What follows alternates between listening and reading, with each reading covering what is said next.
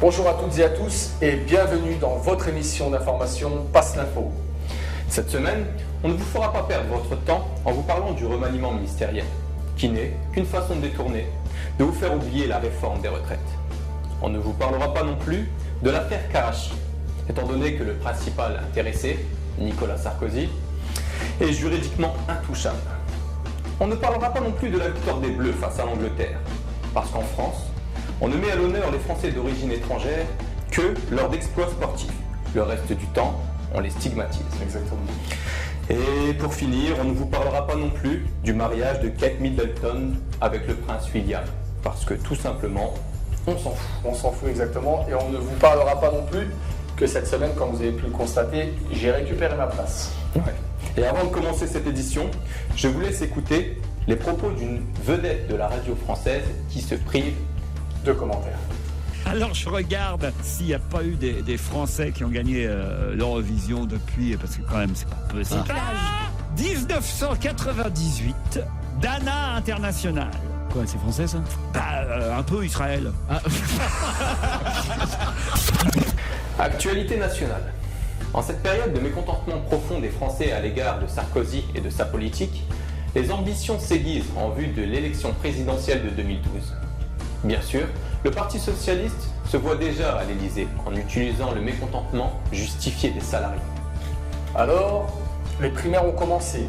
Il est vrai que DSK a déjà prêté allégeance aux lobbies sionistes. Il faut donc que Martine Aubry ne soit pas en reste. Eh bien, c'est fait. Lors d'un repas organisé par le CRIF à Lille, le 8 novembre 2010, Martine Aubry a condamné le boycott de l'entité sioniste et de ses produits. Martine Aubry et Charles Zullmann, délégué régional du CRIF, se sont réjouis du jumelage entre la ville de Lille et celle de Safed, en Israël, instauré en 1988 par Pierre Mauroy, qui, bien sûr, assistait aussi au dîner. On a ainsi appris qu'un partenariat avait été signé il y a quelques mois, portant sur la santé, l'emploi des jeunes, la culture, le développement durable et sur des micro-projets. Une insulte de plus à la souffrance palestinienne. Pourtant, le lobby sioniste n'en a jamais assez et Charles Zullmann a dit espérer encore plus de coopération entre la ville de Lille et celle de Safed. On aurait pu croire que ce dîner se limiterait à des questions régionales, voire nationales. Pas du tout. M. Zullmann était là pour désigner une fois de plus la République islamique d'Iran comme cible, reprenant les arguments habituels du lobby sioniste pour tenter de conditionner l'opinion française et de la préparer psychologiquement à des agressions contre l'Iran, la Syrie ou le Liban.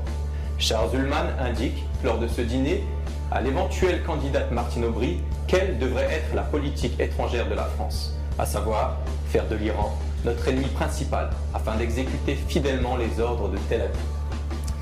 Pour l'occasion, Richard Prasquet avait fait aussi le déplacement, ce qui confirme que ce dîner avec Martine Aubry dépasse largement le cadre régional.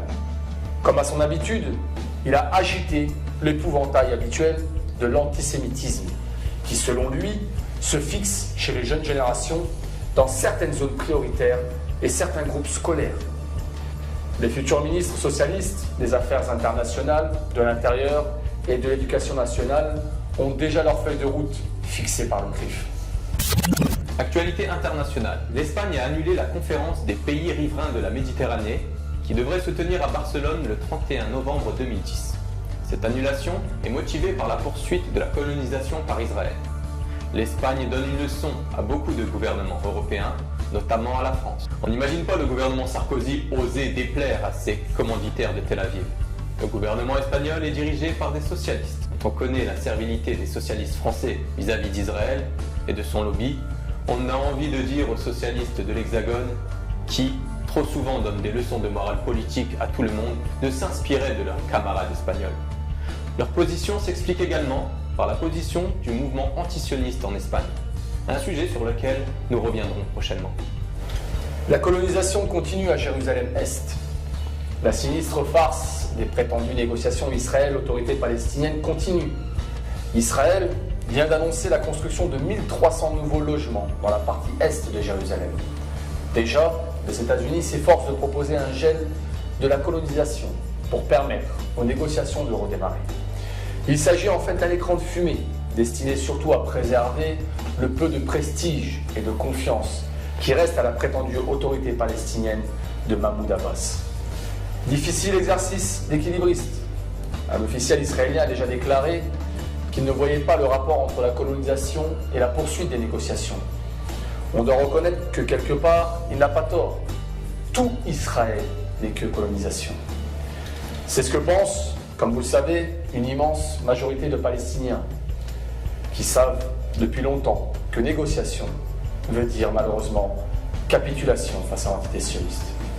Selon le journal Libération, en échange d'un gel des constructions en Cisjordanie de 3 mois, hormis Jérusalem-Est, les États-Unis se sont engagés à fournir à Israël 20 avions de combat F-35 pour une valeur de 3 milliards de dollars. De plus, Washington promet son veto pour les instances internationales à toute résolution hostile à l'État sioniste. Alors qu'au même moment, un rapport publié par l'ONG israélienne La Paix Maintenant affirme que les colons auraient comblé en moins de 2 mois le retard cumulé du gel précédent. C'est incroyable. Le saviez-vous? Une escroquerie qui fait grand bruit à New York. Plus de 5000 personnes ont reçu frauduleusement aux États-Unis 42,5 millions de dollars. Seulement. 42,5 millions de dollars payés par l'Allemagne en se faisant passer pour des victimes de la Shoah. Les faits. Selon un communiqué du bureau du procureur de New York, Preet Bharara, 17 personnes ont été inculpées dans cette affaire. 6 d'entre elles font partie de l'organisation Claims Conference, basée à New York et qui vient en aide aux victimes du nazisme. Depuis sa fondation en 1951, la Claims Conference défend les revendications de dédommagement des victimes juives du nazisme et a géré près de 70 milliards de dollars de réparations versées par l'Allemagne. Le siège de l'organisation se trouve à New York, mais celle-ci est également représentée à Francfort, Vienne et Tel Aviv. Des responsables de cette institution auraient validé plus de 5500 demandes frauduleuses et, en contrepartie, gardé une partie de l'argent pour eux-mêmes et leurs complices. Près de 5000 personnes ont reçu frauduleusement entre 2000 et 2009 un montant de 18 millions de dollars, alors que 700 personnes ont reçu des versements mensuels de 411 dollars pour un total de 24,5 millions de dollars. Ces pseudo-victimes décrivaient l'enfer des camps de travail et des ghettos. D'autres racontaient comment, gamins, ils avaient fui les nazis sous les bombes pour se cacher jusqu'à la libération. Le procureur a ajouté qu'un grand nombre de ces personnes ayant reçu frauduleusement de l'argent sont nées après la Seconde Guerre mondiale. Et au moins une d'entre elles n'était même pas juive. Au-delà du préjudice financier, ce scandale vient ternir l'image de la Claims Conference, alors que l'institution verserait aujourd'hui près de 400 millions de dollars par an pris sur les fonds du gouvernement allemand. Avant de vous quitter, je vous informe de 2 bonnes nouvelles. Selon le site d'information Fil Info France, M. Yahya Gouasmi, président du parti antisioniste, ferait partie des 50 personnalités les plus lues sur le net. La deuxième bonne nouvelle, je vous informe aussi que le parti antisioniste présentera une personnalité aux élections présidentielles de 2012. Je vous remercie de nous avoir suivis cette semaine encore et surtout, passez l'info. À la semaine prochaine.